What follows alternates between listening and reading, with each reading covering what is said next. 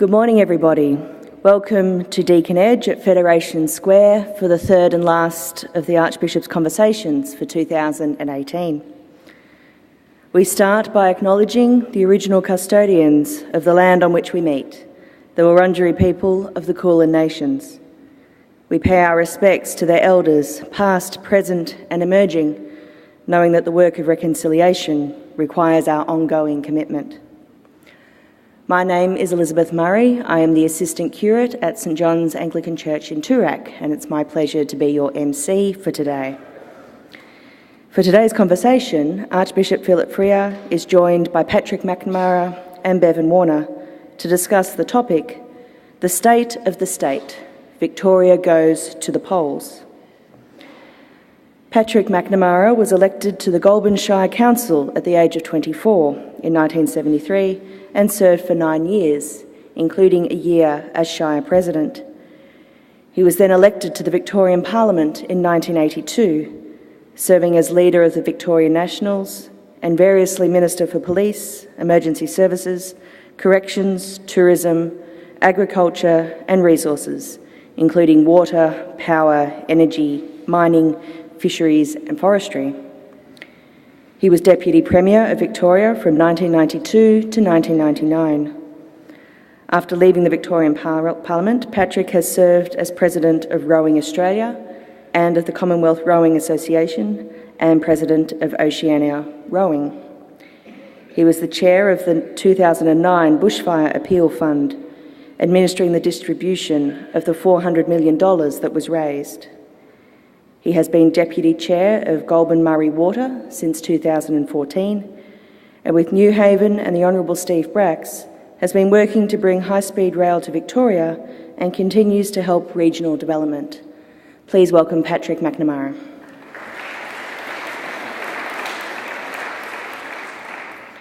Bevan has been a leading voice for social justice for many years and is the current Chief Executive Officer for Launch Housing, one of Victoria's largest providers of housing and homeless support services, reaching over 18,000 Victorians each year. As a former Managing Director of Victorian Legal Aid, Bevan provided legal advice and advocacy services to over 90,000 vulnerable Victorians each year. Central to each role has been a concern for fair and equitable treatment of people who have experienced trauma and who are exposed to the exercise of power by individuals entrusted to confer or deny entitlements or to sanction fellow citizens when they offend or transgress a behavioural or societal standard.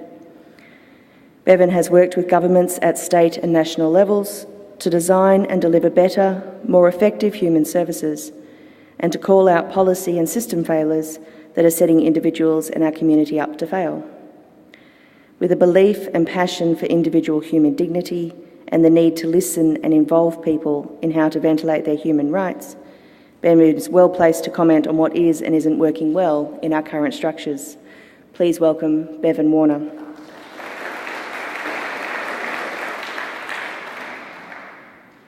Today's conversation moderator is John Cleary.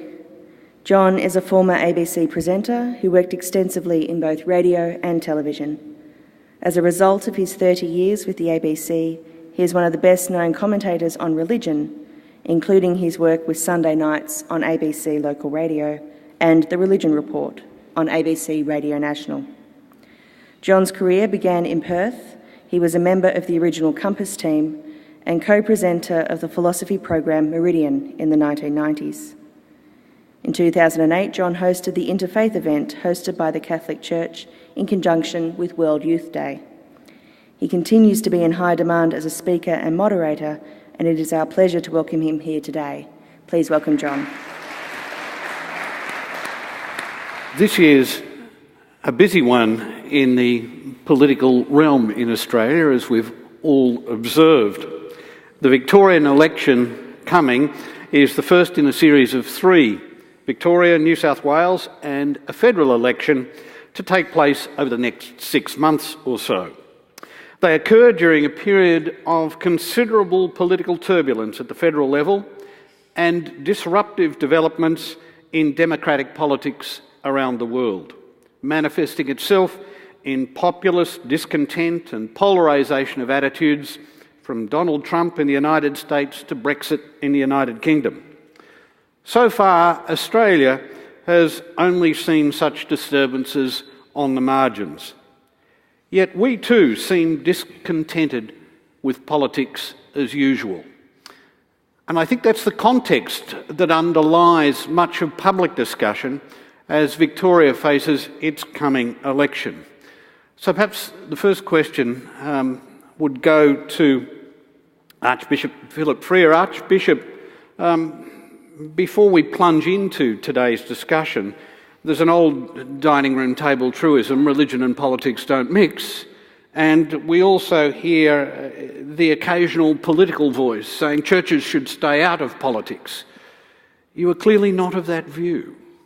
Why? Well, I think many things form our worldview and form our expectations, and I think people's perspectives on faith, bigger narratives that we're part of, give us some shape as to what the human person and human society is like, and it's good to open out those visions in a wider societal discussion, because I think we're all searching for what kind of makes our society a worthwhile society. What are the things that we should be aiming for? Where should we be heading? Where should our best efforts go? And as you say, there's a lot of discontentment with the current formula. So I think that the widest input possible into that question is only going to be helpful. I'd like to come to some of those deeper questions later, but first, by way of introduction, Patrick McNamara, you've had a long life and experience in political and community affairs.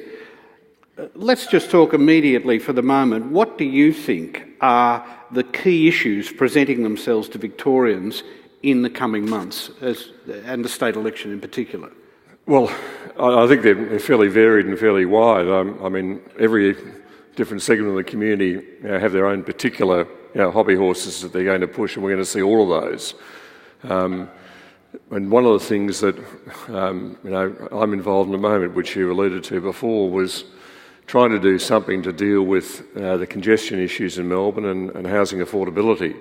And Steve Bracks approached me about 12 months ago and asked me to join him on a project that I thought was very exciting, looking at introducing high-speed rail into Victoria.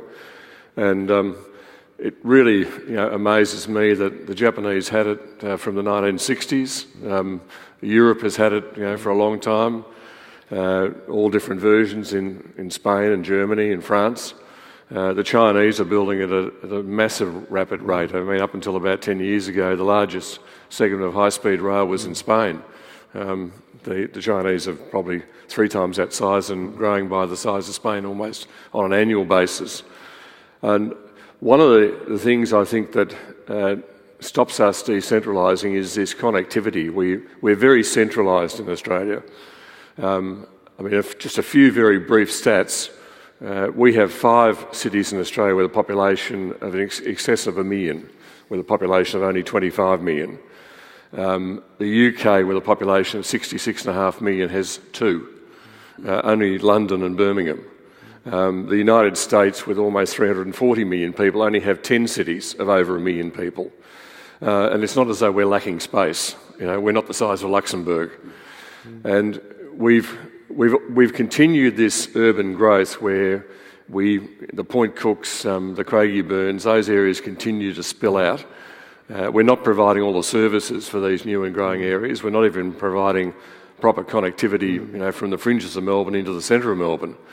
And when you look at the opportunities to actually create, and this is what our view is, you create actually new cities within perhaps 100 to 120 kilometres of Melbourne, and you give them access to the CBD within 20 minutes.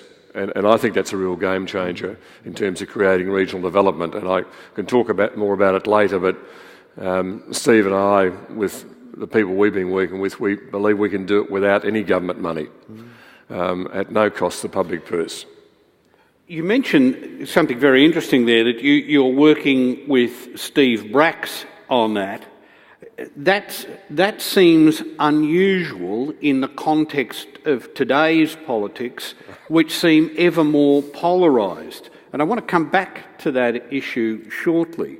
But Bevan, by way of introduction, are there critical issues that face the public in this coming Victorian election, and are there substantive differences between both sides in this coming election? Well, there are big issues for our community. The substantial differences are hidden because neither of the major parties want to talk about them, and if I named one, but in the context of conversations about fear, about harm, or about people retreating into a sense of protecting individuals, individual families, and less of a conversation about community, an inability to talk about substance abuse or drug law reform by either side of politics. I know why, because neither one wants to be wedged by the other as being soft on crime, but the truth is we're spending $10 billion a year in Australia to not win a war on drugs that can't be won, and every Chief Commissioner of Police who ever retires, once they retire, they say you can't win the war on drugs by taking a prohibition approach. So we know that, and we know that that's true in other countries in the world who have taken a health or a harm minimisation approach. But because it's such a fearful conversation to have politically, and because it creates a sense of fear in our own personal lives that somehow if we tolerated drugs in some form, that would lead to a slippery slope for society where there'd be people getting high on every street corner, and that would be, lead to great moral decay. We don't even have the courage to have the conversation. Now, the current failure of these policies is guaranteed to drag massive criminal profits to organised criminal gangs who are reinvesting them in legitimate businesses. And as a consequence of that, all of the things we see about random acts of violence, consequences for child protection, because the scourge of chemical drug abuse, particularly methamphetamine, which can be manufactured in the boot of a car, mobile car that people are driving around, which can't be detected, we can't eradicate supply, is resulting in permanent damage to people's pathology in very quick time. That's totally changing people's capacity to manage impulse control. And so when we see a random act of violence, 20 years ago it might have been a punch. Now it's a punch and a kick, and now it's the... so we get fearful about what we see, but we seem unable to tackle the cause. And neither side of politics is brave enough to follow the evidence. Well, you've both mentioned issues which both sides of politics have failed to come to terms with. One, structural infrastructure, traditional, how do you spend the money stuff. The other one, deeply visceral. It goes to personal attitudes about a whole range of things. Let me just explore that one a little. You mentioned the word fear consistently there. Has there been a change, and I'll get both of you to make an observation on this, in our community itself and the way it approaches its sense of being community over the last 30 years or so? Let me give you the homelessness example. If you go back, say, 50 years, when I was growing up as a kid, and maybe some of you were growing up as a kid, to see a homeless person begging on the street was something that was shocking. These days, you look at people just pass by, there's another homeless person, or I'll give something to them, or I'll ignore them completely. Patrick McNamara, has there been a change in the way we view the social fabric over the last 40 or 50 years, and what do you think it is? Yeah, look, I think you're right. I think there's an acceptance now, I think, of seeing people homeless on the street. I mean, just I think going on Bevan's point, I had the police and prisons portfolio, for our first term in government, and we had an incarceration in Victoria at that stage of about 2,500 people in the male prisons, and probably a little more than 100 in the women's prison. Those figures are probably 4 or 5-fold that today.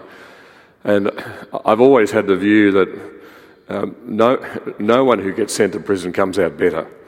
Some people become better criminals, some people pick up habits. If they haven't gone in having drugs, their experience with drugs might be the first time when they go into prison.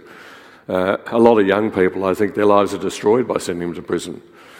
And the solution that we've tried, and it goes back, well, I suppose, however long we've had police forces, there's always been this lobby, well, the crime rate's going up, so we need more prisons and we need more police. And that solution has never worked. I do a weekly segment with your old employer, with the ABC, and I've been doing that now for 18 years. And we have a half-hour segment every week with a former Labor colleague, and we have talkback, cover about 24 stations across regional Victoria called ABC Statewide with Nicole Travasky, who you probably know.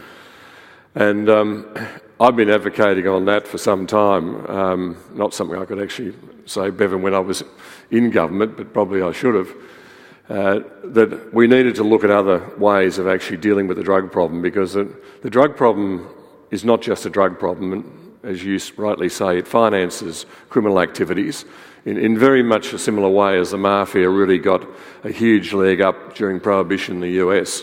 I mean, it was the best thing for organised crime. And Prohibition on drugs does that exactly, but it's not sort of hundreds of millions of dollars, it's billions of dollars. And it leads to all sorts of things, including corruption. I looked at examples such as places like Portugal, where the Prime Minister there was quite innovative at the time, and I think he had a family member who was affected by drugs and might have even died. And he looked to providing drugs under supervision, but on the basis that people entered into a health process and got treatment. And I mean, I'd be quite supportive of actually supplying a whole range of drugs free of cost on the basis that people actually got treatment for it. Not just There's a whole other discussion we could hang upon that. Okay. Just for the moment, Bevan, what's your observation about the way community attitudes have shifted over the years on that question like homelessness? Yeah, well, I think I was a beneficiary of a free tertiary education, and then we understood in a global economy that governments tax and spend, and it would be good to send price signals, and we had user pays, and we've phased that out. We had the period where Peter Costello was redistributing the benefits of the economy back to the community, including through things like baby bonuses and first homeowner grant schemes. So I think I've observed in my adult life a shift from a sense of investing in community to rewarding individualism. And so, a baby bonus, a tax transfer from tax receipts to help offset the costs of having a child was a very new thing. I mean, it really sent a different signal to the community, and it was actually probably, some cynical people might have said it was a electoral bribe, but I think over the journey what I've seen is a shift from a sense of government for community to government for individual sectional interest groups, and I think that's gone across more sophisticated polling and mathematical driven politics, where we can calibrate carefully now what the marginal seat electorate want or need, or what would benefit their community. So we'll offer them that, but we won't talk about the big picture issues that society needs, because we might get wedged by the other side. So our electoral tactics from both sides of politics in this election is to keep as much flexibility as possible, to not commit yourself to anything, so that you can decide what to do when you get into government. Well, I think it's also like the drug hit, isn't it? It's immediate benefit. No one's talking about investing in long-term benefit. So if it's that baby bonus, or if it's we'll pay for your solar panels on the roof, but no one's saying, well, let's build a piece of infrastructure that's going to benefit the country for 50 or 100 years. Archbishop, do you think that there has been a shift of community attitudes to sort of political judgment? I think about it's reflected in the stories we tell to about our society to ourselves. I'm just reflecting back that my predecessor, Joseph Booth, who was the Archbishop in the post-Second War period, he saw that there were returned servicemen who were at the risk of homelessness, so he set up Anglican homes for the aged. He saw, because I think in that period, irrespective of how people's conduct manifested itself, and it might have manifested in terms of alcoholism or other socially disruptive things, there was thought to be an inherent virtue that he will return to Ben from the war, and there was sort of a virtuous narrative we told, that there was something about the dignity of these people that needed to be, in a sense, honoured, irrespective of where their life circumstances have taken them. And I think we don't tell that same human dignity story to ourselves about people now. We've actually, we're inclined, we've had the different narratives, the lifters and the leaners and, the net contributors and how much do you put in and how much do you take out. And I think we don't, and this is where I think that the whole, vision of a bigger vision of humanity is relevant to us. And I think, from Christianity, we take from the teachings of Jesus some big picture issues about the inherent value of people, that people are valuable no matter what. And I don't think we're telling those virtue narratives to us as much. We're more inclined, just in our popular culture, to think that, well, people ended up in a bad state. It's sort of almost like it's back to the Victorian era, a moral defect. It's a moral consequence, and I think there's deserving and undeserving. Well, I think if we get to that kind of understanding, it's a pretty dangerous place, because it does contradict a really important principle that we've had really since the end of the Second World War, which is the inherent rights and the inherent dignity of human people that's reflected in the UN Declaration, that's reflected in a lot of the perspectives that came out of those post-Second War institutions. And I think we're at risk of losing that. In the rural area, those soldier settlement farms were very much of that same concept, weren't they? What do we think's driving that process? You alluded to the media's role in this. Has that been fundamental in this, as politicians seek to take advantage through their advisors of media hits? Not with what the Archbishop described, which I agree with. I think we've lost the ability to talk about individual human dignity, because the bigger shift would be the global economy. We accept that in the global economy we're going to have to compete to reduce the cost of wages to compete against low-wage economies. So we sort of had this stretch now with casualisation of work, insecure work. We have we're not really sort of taking everyone with us as much anymore. And I think at the same time, the human condition, it seems to me, it's easy to talk about success arising from hard work and personal aptitude rather than luck, good fortune, hereditary wealth, networks. And so when we walk past the visible homeless person in this busy, big metropolis now, we accept, we set a low bar for ourselves now, because we're in this busy, big metropolis where you would expect some people would fall through the cracks. And of course, that's that person's personal defect. They've chosen to take drugs, or they've got some moral decay themselves. And we ignore the fact that the cause of that rough sleeping might be childhood trauma. It could be undisclosed mental health issues that have their origins in childhood trauma.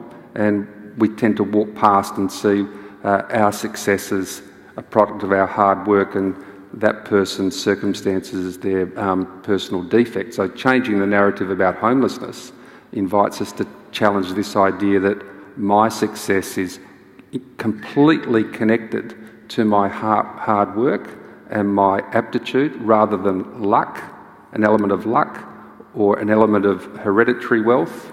So we've got this huge problem with housing affordability, where we've got one generation, my generation, who have succeeded in the home ownership stakes and are now being incentivised to take a second home through tax breaks and negative gearing.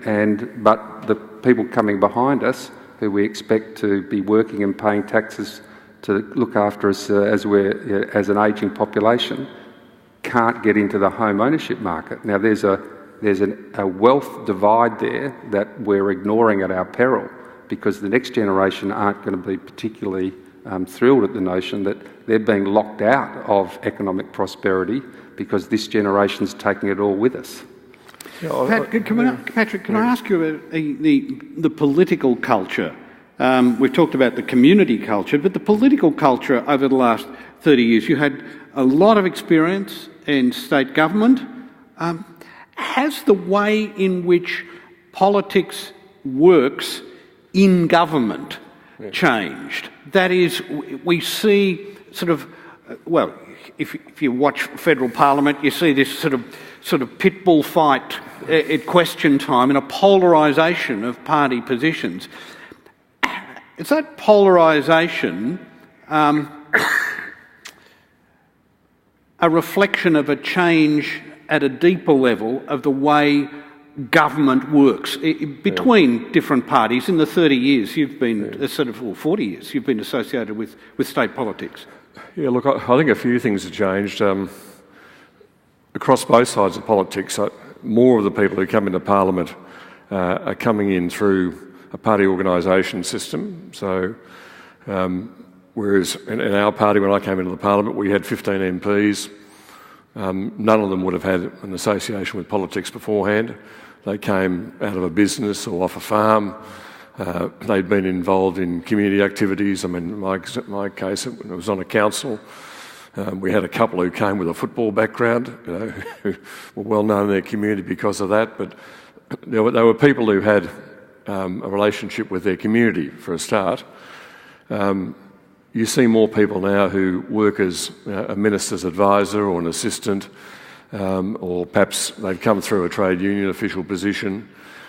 So they're coming through the organisation, the structure. They're not really linked perhaps to their community. In many cases, people are parachuted into a seat where they haven't had an association with, but say, oh yeah, this person's very good, they work for such and such a minister. So that's been a change. I think the other change, I can never recall in our period in government ever taking a polling on a decision we were making. We'd have a discussion about something and say, well, this is a pretty good idea to do. So bang, let's do it. And we'd had quite a vigorous debate around a cabinet table. And there were people, I mean, in our instance, I was Deputy Premier with Jeff Kennett, who was not a shrinking violet. Jeff had his views. But around that table, there was half a dozen other people who thought they should have been Premier on the Liberal side. People like Phil Goode, Alan Stockdale, Marie Tehan, Roger Pescott, Ian Smith, all think, well, why is he Premier? I could do a better job than him. So there were quite forceful people with attitudes. But it got down to, I mean, we might be doing something like, okay, the proposal came up, we're going to restructure local government. So, okay, what's the plan? Well, we're probably going to sack a whole lot of councils. And we'll put commissioners in for 3 years and 4,000 councillors will be sacked, including most of our supporters in regional Victoria, who were, that was our establishment group that ran our electorate. So we upset a lot of our own people. But someone said, oh, this is going to upset a lot. And Jeff said, well, it's not a matter of who you upset, it's just the right decision. Do we need a council like Pylong, that's got not too many more people than what they've got councillors? We need to get a structure. I mean, in water, where I had involvement, we had 365 country water boards, and we reduced that to 9. Now that was quite a change. So.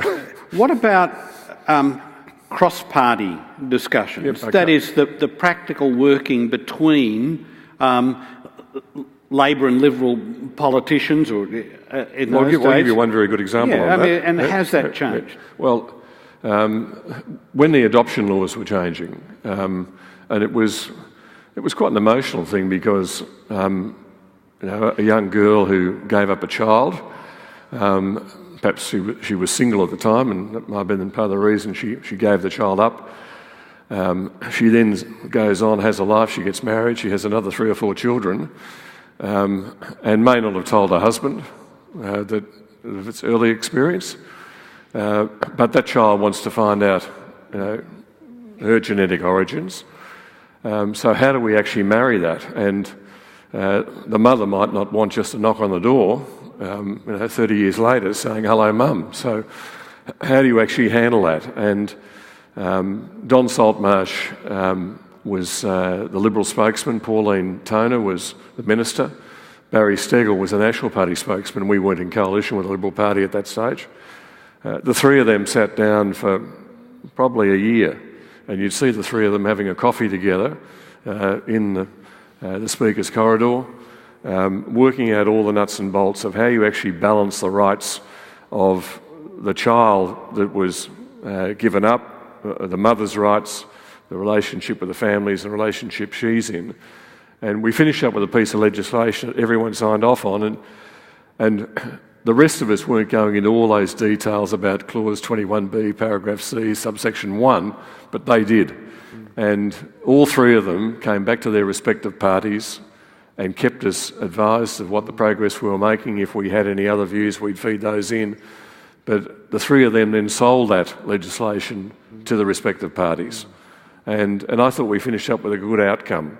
Tony, that doesn't happen as much these days? Well, I think it does. It happens very rarely. Yes. I think it's, as you said, it's too much confrontational, and I think, as Bevan said, no one wants to sort of give an opportunity away that someone might take a free kick at. I mean, I came back to the Parliament 4 or 5 years after I'd retired, and we'd have a social beer in the bar there. There was no one in the bar, and I said, why is that? They said, well, mobile phones. Someone will phone an opposing member having a drink and send it out to their electorate and say, look what your member's doing. Whereas I came in the same day as Tony Sheehan, who was later Treasurer under Joan Kerner and Finance Minister under John Cain, and he and I would have vigorous ideological debates across the chamber, and when that was finished, one of us would say, you want a drink, mate? Yeah, fine, good. And we just go out and have a drink together. And Tony and I are still very good friends, and he and I have been working together on some projects trying to help education in the Aboriginal community. And Tony's maybe the patron of that organisation, but he's the driver who drives that thing. And I've been really happy to work with Tony. I mean, he's a really good guy. But I don't think there's as much of that personal relationship across the corridor. Let's go to one other factor, and Archbishop, perhaps I can get your observations on this first, as a spectator, as most of us are. Australian politics has gone down the path, despite the fact that we have a Westminster system, of being driven in the media almost to campaigning on a Washington presidential model. And you see that in the current election campaign. How do you view that obsession with the personality, just as an observer, but one who has to be sensitive to your capacity to influence both sides of politics on issues as you need them? Well, I think it's true, because I think that if you just ask members of the public who are the relevant ministers across a range of portfolios, they'd probably come up pretty short after the Premier and the Treasurer and maybe the Transport Minister or someone like that. But I think once there would have been much more visibility, people would have from their responsibility in their portfolio taken much more of a role of publicly articulating policy. Whereas I think that's more in a way given to the leader now as the brand ambassador. You often we all know the kind of the nodding shots of them standing there and making an announcement and the smiling, nodding people behind. But once those people would have been the people, I think, as Patrick's saying, more vociferously taking a responsibility for a debate into the public and in the chamber. So I think that there's something, it's very accurate what you're saying, and I think that is problematic because it tends to mean we're getting starved of ideas. We're not really getting the debate. We're not really, and we're often not even looking at the debate in the right place where the jurisdiction has responsibility.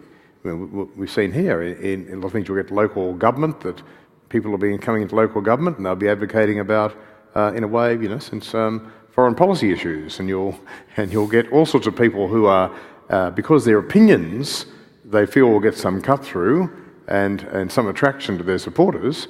In a sense, you crystallise opinions around an issue, whether you can translate that into policy that has the likelihood of enactment in that jurisdictional responsibility. So I think we've got some real confusion, and I think a growing popularism, and I think that does make a more shallow discussion. And I think that's why we do need to look at these hard things, because we just mentioned homelessness earlier, but it's not a state matter particularly, but the miserly levels of New Start and youth allowance, which most people here couldn't hope to live on, are big contributors to these matters. But we don't tend to have that kind of structural discussion. We don't tend to have a discussion about the outcome of a prison system, which should be the reduction of recidivism.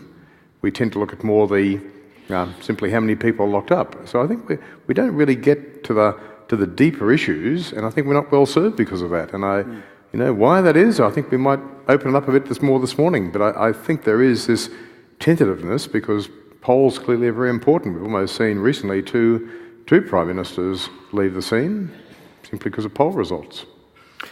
Bevan, how does that affect you as a community activist in dealing with politics as personality, really? That's the way it's presented by the media. Well, yes, I think it's a presidential style of politics, whether it's the Premier or the Prime Minister, they make announcements.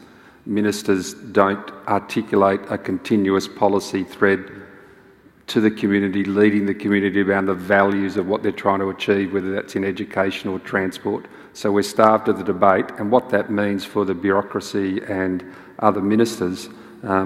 If the leader, the Premier or the Prime Minister has said something off the cuff or beholden to a particular interest group or not particularly well briefed, and they've said it, then we can't do anything other than sort of support the leader.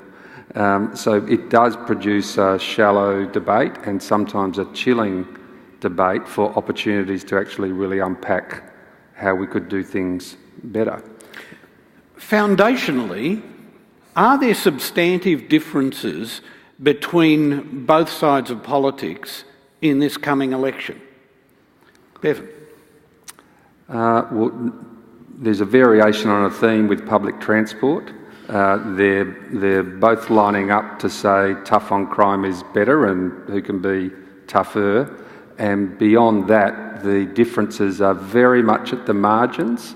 There's some positive steps being taken by this current state government around homelessness or housing or affordable housing, but it's very minor. It's almost symbolic around including in environmental planning laws a requirement to consider or prioritising affordable housing in planning. But I think you mentioned the economists call it the vertical fiscal imbalance, but the Commonwealth state blame game where the Commonwealth collects all the taxes and then the states deliver all the services. So an inability to sort of work cooperatively in the relationship model that Pat mentioned means that the cooperation between Commonwealth and state governments polarises along party lines, means that we never really get the conversation about how we're going to align Commonwealth subsidies, tax policies, states and local government creating the development and the developer approvals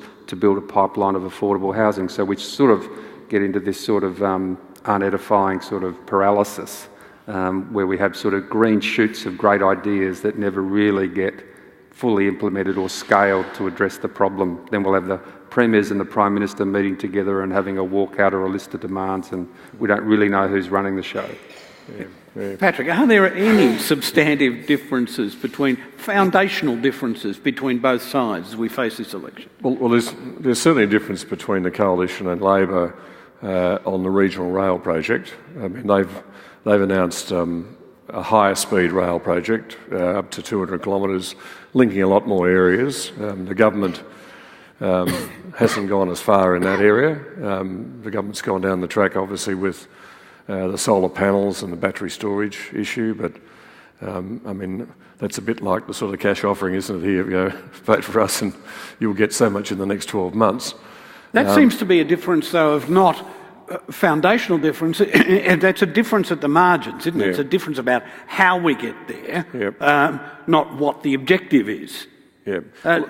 Yeah, look, I was driving down from Ngambia last night, and I live in a small country town of less than 2,000 people, and it's obviously quite different to living in a city like Melbourne. You walk down the street, you know everyone.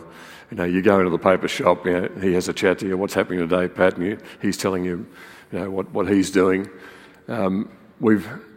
that sense of community in a regional town or a regional small country town is something that I think is really valuable and is valuable for the human spirit. As mentioned before, John Brumby asked me to take over the management of the Bushfire Appeal Fund, and we had to distribute $400 million, which was an extraordinary amount that was donated. I think about twice any appeal worldwide, even in places like the US. No amount of generosity at that level had been reached before.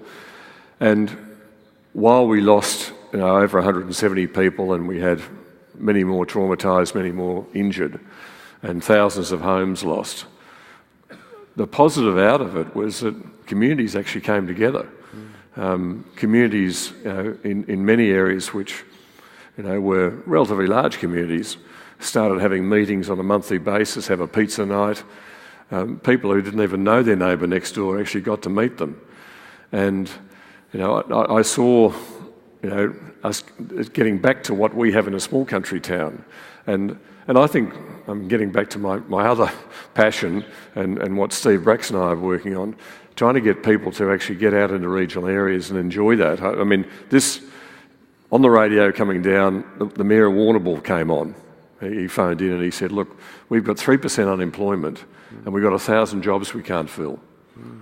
And he said it was in relation to a suggestion that more migrants could be encouraged to go to regional areas. He said, in every area, he said, it's not just skilled positions, he said, it's unskilled as well. And that's something we actually need to do. But people seem to be saying, oh, look, I'll stay in Melbourne, I'm unemployed, but there are jobs down the road. And that was something that happened in an earlier era. I mean, we had people doing casual work like cane cutters. They were cane cutters at one time of the season, they'd be fruit pickers in the Goulburn Valley, and they moved where the work was.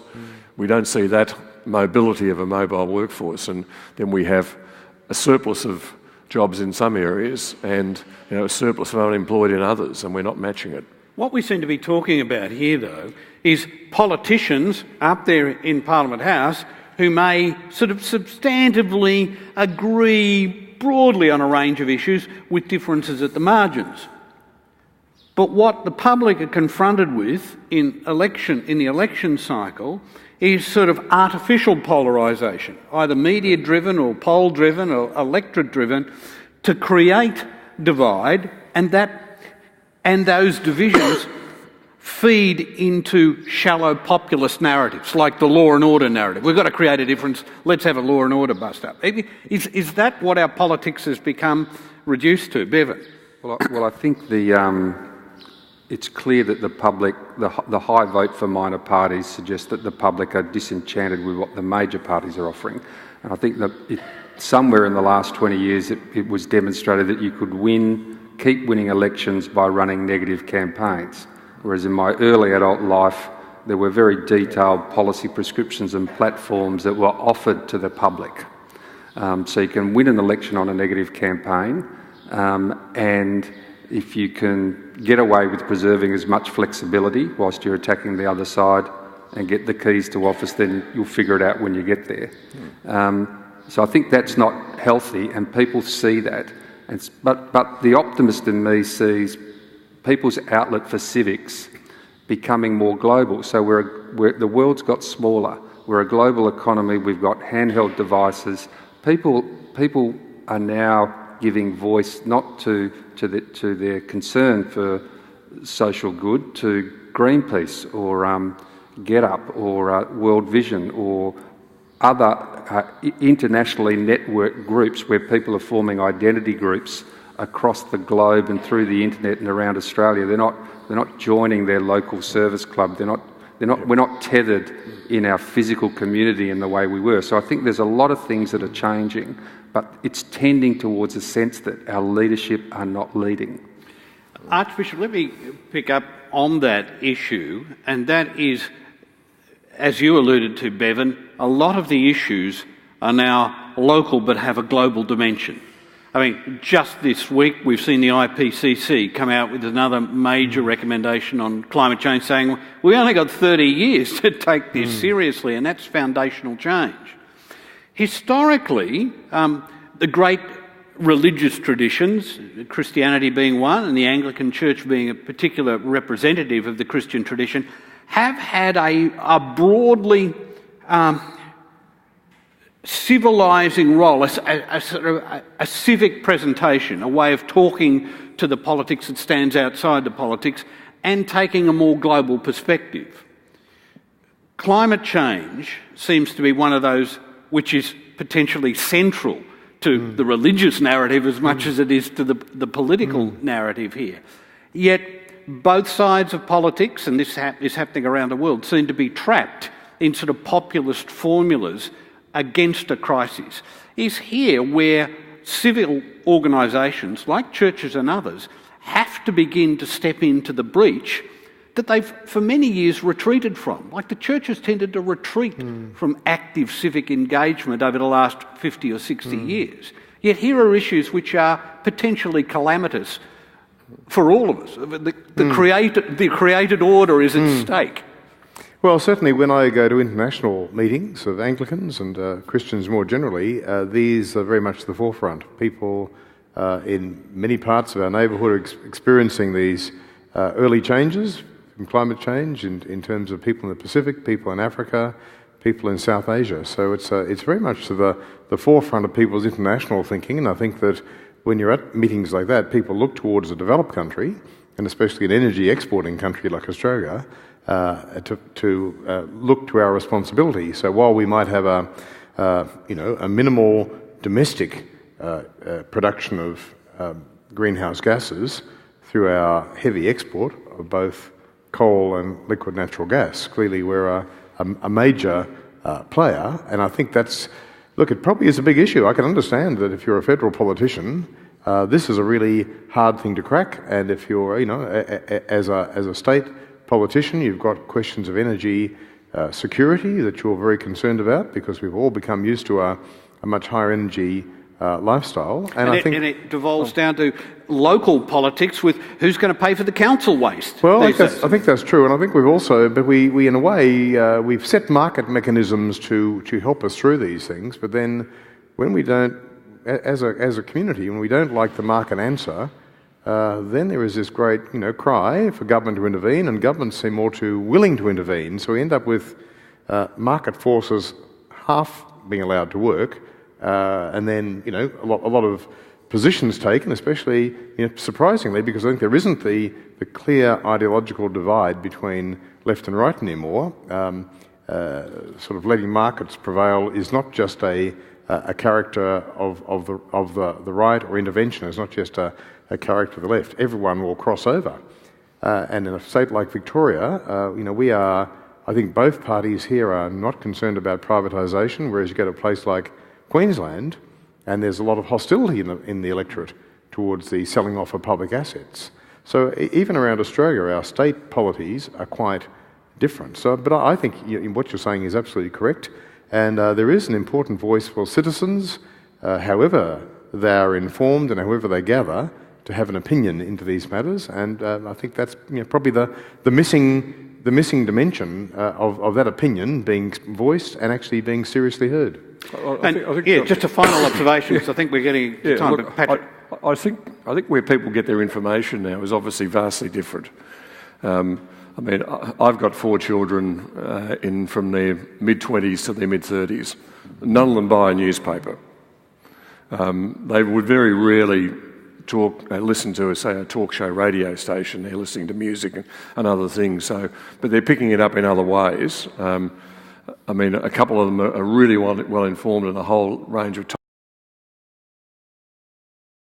sources. I don't think what's not happening is politicians aren't making. I see a few people probably our age in the audience who would remember the British program Yes Minister. No one in politics are making courageous decisions. And that used to be a joke, you'd say, oh, that's a courageous decision. No one's actually prepared to step out. That's a bit dangerous ground. But Yet the issues are more critical. The issues are more critical. Fundamental. Global warming and a whole range of things that are going to affect the very life of the planet. But they don't. The sources are different. They're diverse. I mean, if you got an editorial in, say, the Herald Sun or the Herald in those earlier days, or the Sun on its own, you'd say, wow, that's going to guarantee me so much % of the vote. An editorial nowadays is read by so few people, it's irrelevant.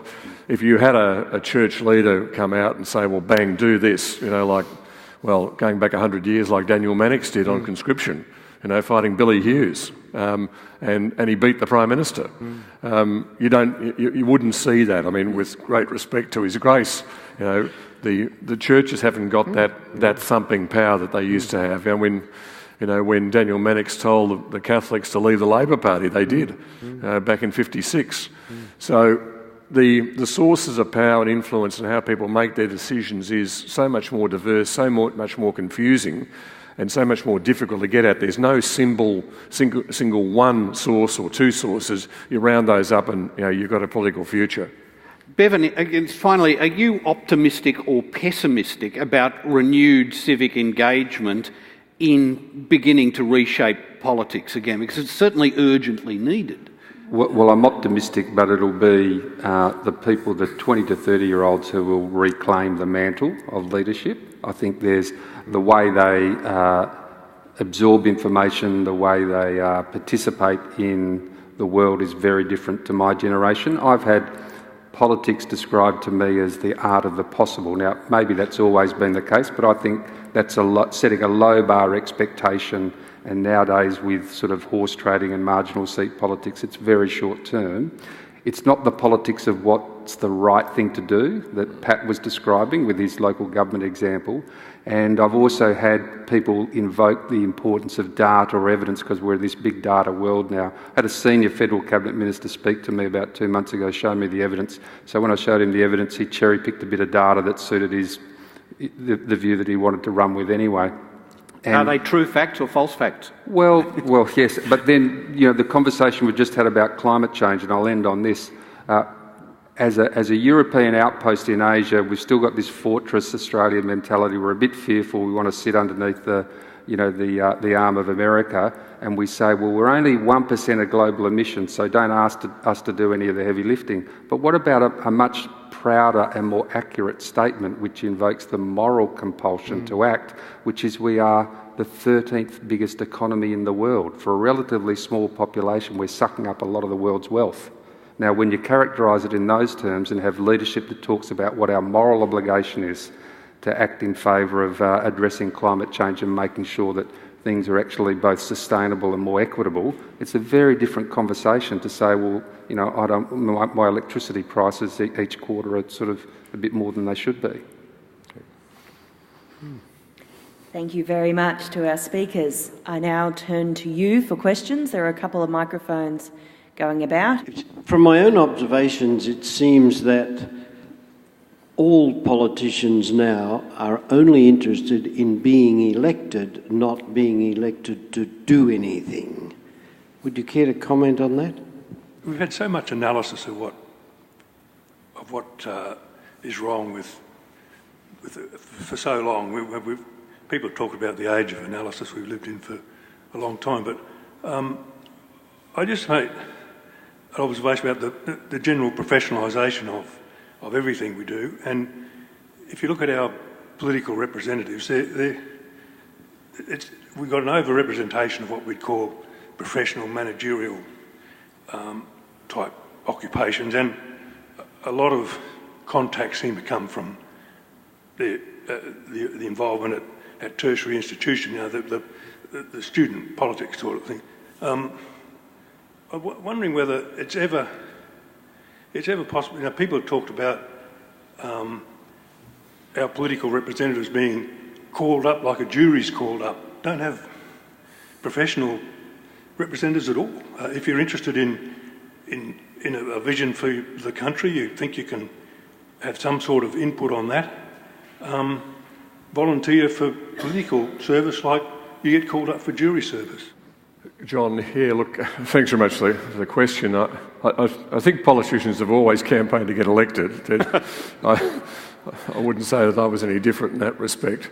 But I think what we want from our politicians is people who actually have a long-term vision that actually get in and do something, and perhaps aren't just products of the machine? Aren't products of the machine, aren't overly timid in worrying about upsetting a few people here and there. I mean, Bevan sort of made the comment that we analyse things in so much detail in politics, and they get down to maybe this election, 88 seats in the lower house in the Victorian Parliament. There's probably about 12 that are going to decide who's going to be the government. And all the efforts will be going in those, and they'll be micro-polling even sort of on a street-by-street basis and throwing out there whatever's going to swing those seats. And I think that's a very negative thing and not positive at all. I think there is an appetite out there for a political organisation, whatever side of politics, to actually articulate a strong long-term vision and say, look, we're just going to do it. I mean, we did that back in '92, and I had people saying to us, "Oh, we've heard all this from Malcolm Fraser. You people are going to be the same. You'll get in there and you'll do nothing." And then, a year later, saying, "Oh, hold on, we didn't really think you were going to do it. Can you slow down a little bit?" I think you've almost got to take a view. Look, it's going to upset a few people here and there, but let's just do it. And when we lost government after 2 terms, my wife said to me, she said, look, at least you'll be remembered for doing something. And a lot of other people get elected, and then you think at the end of the term, well, what actually changed? What did they do? Whether you loved us or hated us, we sacked councils, we restructured water, we bought in case mix, we privatised just about everything we could lay our hands on, and tried to create more money, for capital projects. Whether you like that or you didn't like that, I mean, that's fine, but our view was, look, we're doing it anyway. So, suck it up, princess. I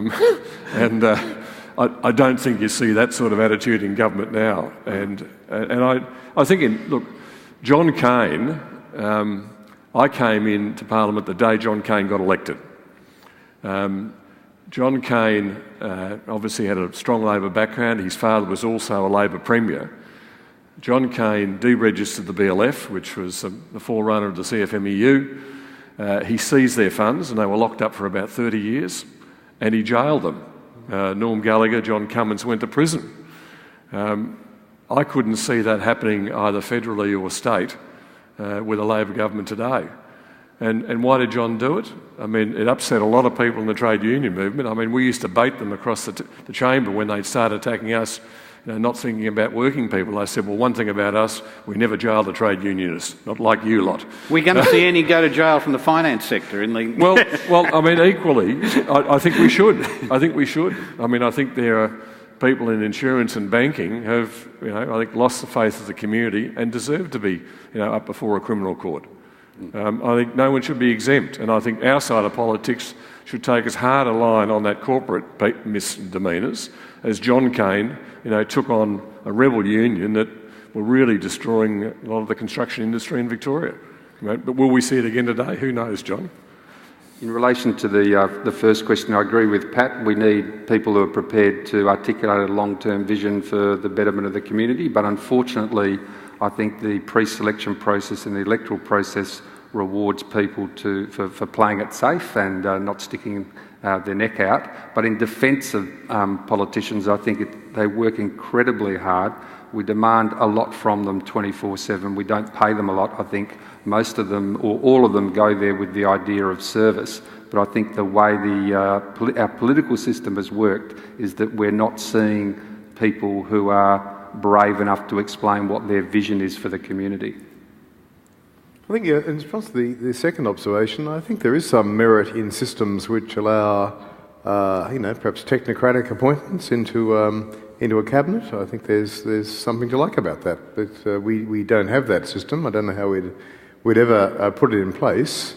But there is something that you could think would be wise. We almost get a little bit where we saw it a little bit with, Bob Carr getting a Senate seat and becoming the foreign minister. You can sort of have some artifices, a way of bringing people in who seem to have a skill to the government of the day. But I think something that was a more transparent way that allowed people with technical expertise who weren't elected members to join a cabinet for these purposes would have a lot of traction. Grace, we do it with water authorities. We pick skills-based boards, people with a range of skills, engineering or whatever.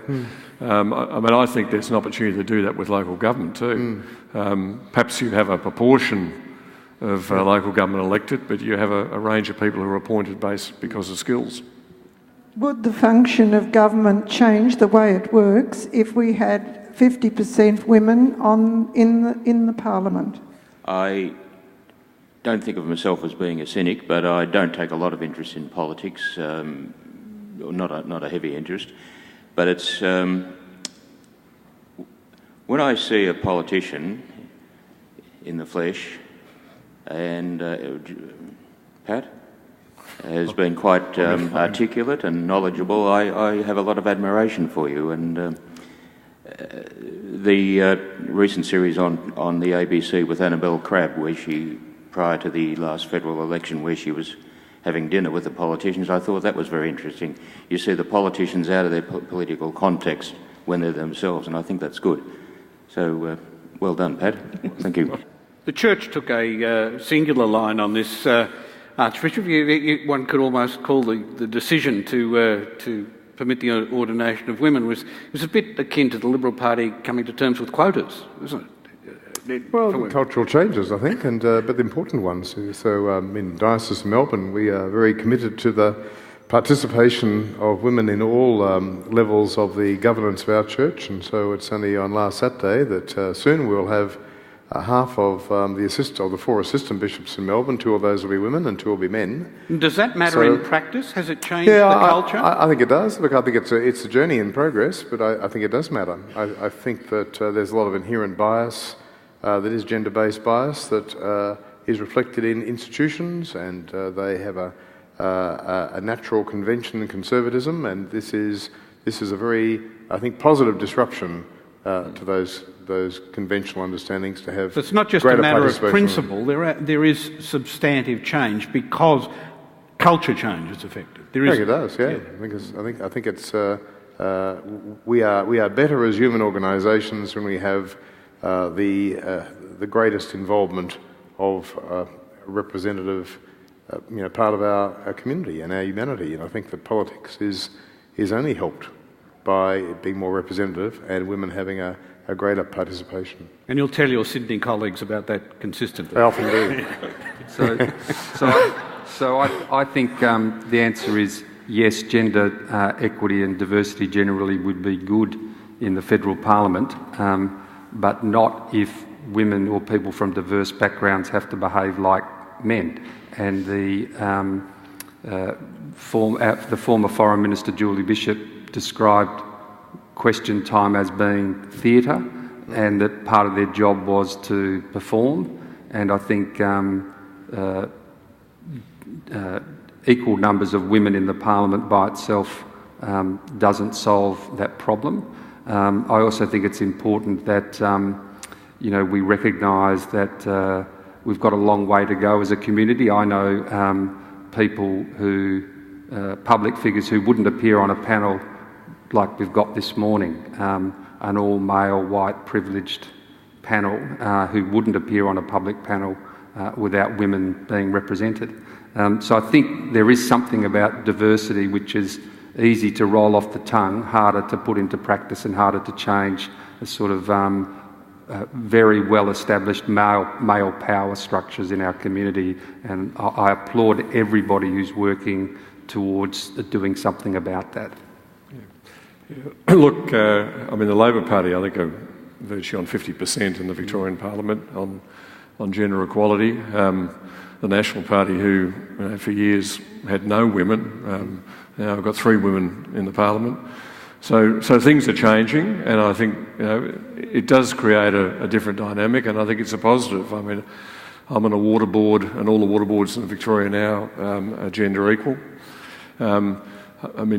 It changes every workplace. There's been some suggestion that the fire services probably needed to look at going down that same track, and there was examples, I think, of bullying there, and I think that changes with more women involved. I'll give you one example. When I had the prisons portfolio, the head of corrections started bringing women in as prison warders. And I said to him, how are they going to handle some of these more violent characters? He said, Pat, it changes the culture.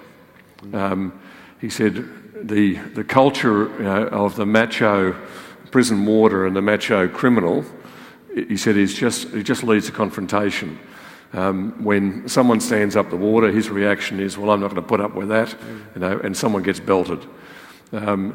He instanced one woman who was working out at, it was Pentridge in those days, in Coburg, and had a difficult inmate who was always difficult to handle by the male inmates, and she said, look, come on, Bill, calm down, you're being silly, go back into your cell.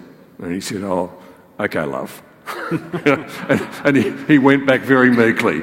And his culture was he wouldn't attack a female. He was a tough crim. He'd belt any bloke and he wasn't frightened to stand anyone up, but he drew the line there. So, it changed. It changed for the positive, the culture within the prison system, and as it does in every workplace where we get that equality. And on the matter of actually getting to see our politicians outside the context of politics, will that improve the public discourse, do you think? Well, obviously it will. I mean, everyone in any occupation, there are people who are quite competent and there are people who are less so. But I think the more people actually see those who are representing us, I mean, as a politician, you don't feel as though you're any different to anyone in the community. But we were having a discussion, and I think someone made a comment about politicians being underpaid. It's not an argument you'll ever win with the public, because I was having this discussion with colleagues years ago, and I said, look, no one actually feels as though they could be a brain surgeon, or they could be an engineer that could design the Balti Bridge, or take a case to the High Court. But everyone thinks they can be a politician, and everyone thinks they could be a minister. Oh yeah, I could do that. I mean, that discussion, is in every area, whether it's in the corner pub or at the newsagent when you're talking to someone. Something happens, and everyone has a view they could do it better. And I think on that basis, people never think, well, okay, well, we should actually reward and get higher calibre people. I think what we do need to do is actually have more politicians exposed to the public, so people can actually see what they're getting. And I think the public are more discerning. They're better educated generally than what they were previously. Most people in the community understand issues in a lot of detail. We have a lot of media information out there, and 7:30 reports and others where we're briefed on a whole lot of things, and they expect their politicians to understand those issues and act correctly in them. So the more that they are exposed, I think the better results we're going to get. I'd probably take a slightly opposite view. I think that I'd rather our politicians be talking about the values that are driving them towards the policy issues that they want to take to us and to improve our world, rather than getting to know them and which football team they support and what their family's like. I think politicians who appear on Annabelle Crabb's show do it deliberately to offer up a human side. I think they do it cynically and politically, deliberately. And I think Buddy Franklin left Melbourne because he couldn't walk down the street. He was such a public figure, and we've got mobile phones everywhere. Politicians are public figures. We ask a lot of them in this sort of information age. I think maybe that's also producing this sort of risk-averse sort of not tell us what they really think behaviour. I'd much rather they had a private life and that their public life was communicated to us with much more honesty and authenticity.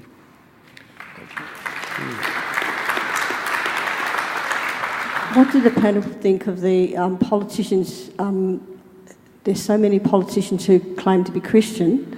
Aren't they undermining the confidence of the citizens because they demonstrate poor values? And they're the people who are coming out with the cheap slogans about leaners and lifters. And we no longer hear about social justice from the church. The Archbishop wished to comment first, perhaps.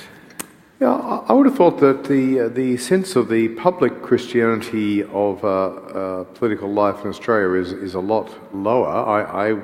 My feeling would be that politicians, have the opportunity of being reasonably authentic about their faith or lack of faith in this country, whereas I think in other countries, even still in the US, there is a cultural conformity into a cultural alignment. So, but I think it is like we're saying. I think that any position of arguing a moral argument from a point of privilege is not particularly well received. So I think that you've got to really look at the deeper merits of where a person's argument's coming from, and I mean there's a lot of New Testament precedent about that of Jesus and in the New Testament writings talking about people's actions, declaring what their intentions are, not just their assertions. So certainly. You show me your faith and I'll show you my works. I'll show you the character of what I'm doing by my decision making. So I think that it's good that we understand people's motivations if we can. Sometimes their motivations, like ours, might be contradictory, and their will to power, their desire to be elected, might overcome things which are more virtuous things in their thinking. So look, I think this whole interaction of religion and politics, I think, is a bit more transparent, a bit more honest in Australia. But clearly, it is something. If a person takes any high value position, a valued position, especially a socially conservative position, they're going to be critiqued more vigorously when their own conduct doesn't align with that, and I think we've seen that in the federal parliament with the at the time Deputy Prime Minister and his personal conduct seeming to be at odds with his broadly socially conservative position. So I think that you can be marked down pretty heavily if you come from a stated faith or value position and your decision making isn't in alignment with that. So I think it probably in Australia people tend to keep a bit of a lower profile in a way. Yes, yeah. I think, just an observation from me as somebody who's professional in the media on this for many years, and it's been pointed out in the media recently with Greg Sheridan's recent book, that you have people of religious persuasion tend to be overrepresented in Parliament in comparison with their representation in the normal community. And that's true in Australia. I guess it's because people have strong value systems and they think they have a need to present them. I think the critique in the media comes, one, from demonstrations of Christianity that appear to be religious novelty, like ScoMo praying at church, and that becomes an issue of just curiosity and novelty.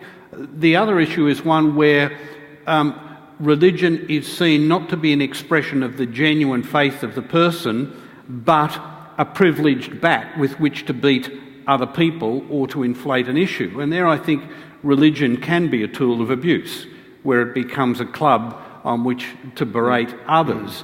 And that's where you do get media cynicism about the use of religion. But I don't know if either of you would have seen sort of religion be a fulcrum issue, a breaking issue on any of the sort of great moral questions you've...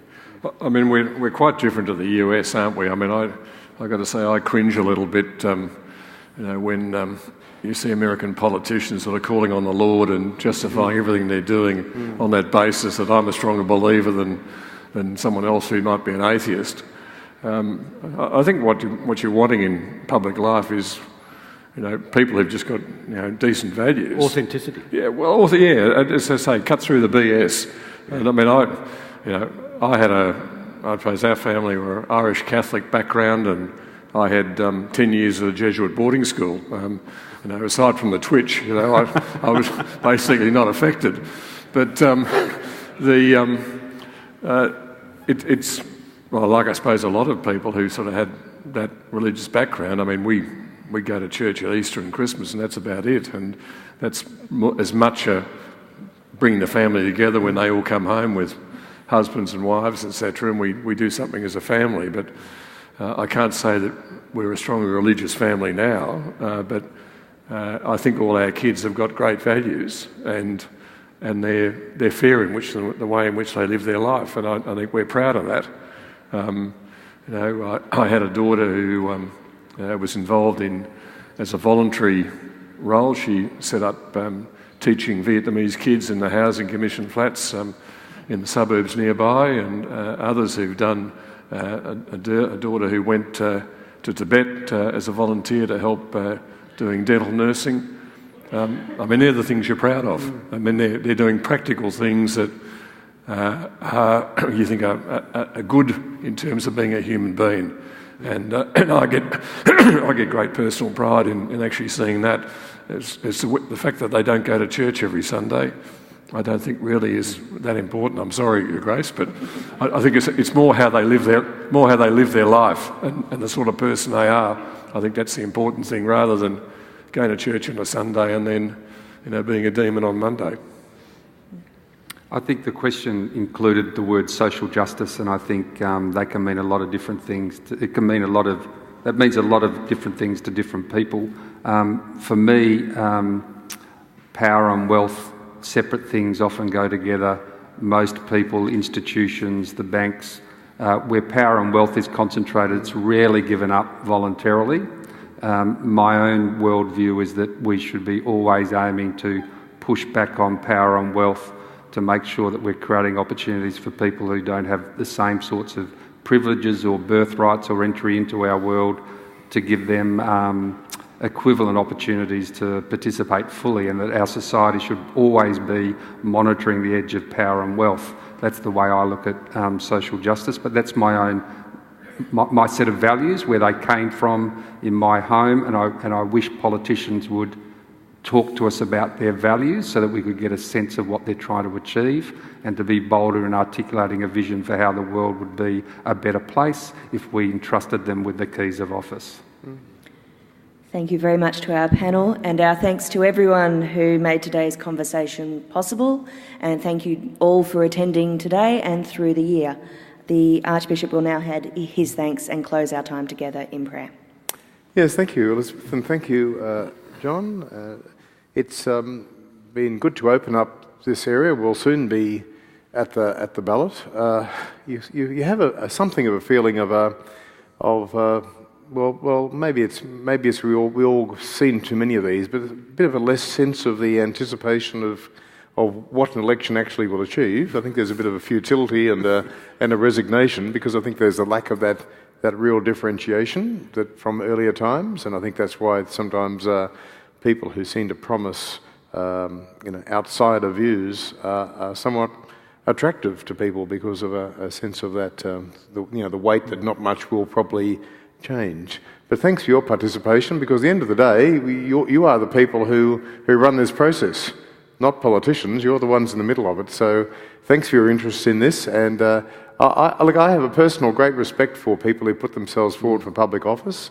I think it is done with a great deal of personal sacrifice and cost, and we are ever more demanding of people in political office, and intrusive into them living what they would seek to live as a decent life in their personal circumstances too. So I just want to conclude in prayer as we pray for us all, and also pray for those who will be part of the state election. Loving God, we open before you everything we've discussed today, praying that those who will be standing in this state election will have a clarity in what they speak, a transparency of who they are, and be urgent to have a vision of a society which sees people participate and be able to be vigorous in the fulfilment of their growth and their hopes. And we pray for us each that as we make those big decisions, that we treat them with some seriousness and look with expectation for the results of our casting our ballots. So we open this before you, the forthcoming election, and we pray this in Jesus' name. Amen. Amen. Thank you.